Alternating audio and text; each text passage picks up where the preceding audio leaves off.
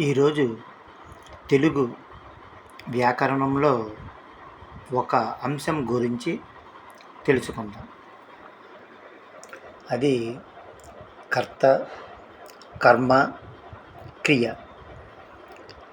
తెలుగులో ఒక వాక్యంలో కర్త, కర్మ, క్రియను ఎలా గుర్తించాలో ఇప్పుడు తెలుసుకుందాం. క్రింది వాక్యాలను చదవండి. రాము పుస్తకాన్ని తెచ్చాడు. దివ్య చీమ బాలుడు కథ చదువుతున్నది. రమ్య మొక్కలు నాటింది. రాజు పండితులను సత్కరించాడు. పై వాక్యాలకు సంబంధించిన ప్రశ్నార్థక వాక్యాలను చదవండి. పుస్తకాన్ని ఎవరు తెచ్చారు? చీమ బాలుడు కథను ఎవరు చదువుతున్నారు?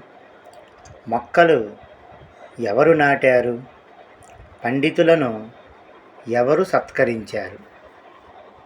ఇలా ఎవరు అనే పదానికి సమాధానంగా వచ్చే వాటిని కర్త అంటారు. అంటే పుస్తకాన్ని ఎవరు తెచ్చారు? రాము. చీమా బాలుడు కథను ఎవరు చదువుతున్నారు? దివ్య. మొక్కలు ఎవరు నాటారు? రమ్య. పండితులను ఎవరు సత్కరించారు? రాజు. రాము, దివ్య, రమ్య, రాజులను కర్తలుగా మనం పేర్కొంటాం. రెండవది కర్మ. రాము దేనిని తెచ్చాడు? దివ్య దేనిని చదువుతున్నది? రమ్య వేటిని నాటింది? రాజు ఎవరిని సత్కరించారు? ఎవరిని, దేనిని, వేటిని అనే పదాలకు సమాధానంగా వచ్చే పదాలను కర్మ అంటారు. రాము దేనిని తెచ్చాడు? బొమ్మ. దివ్య దేనిని చదువుతున్నది? పుస్తకం. రమ్య వేటిని నాటింది? మొక్కలు.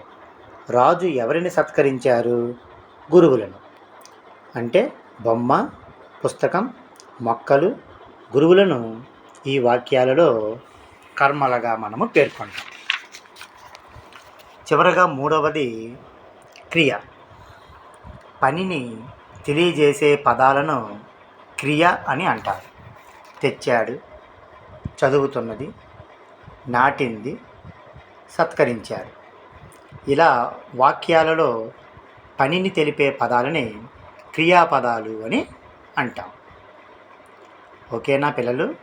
వీటిని మీ యొక్క నోటు పుస్తకంలో రాసి ఉంచండి.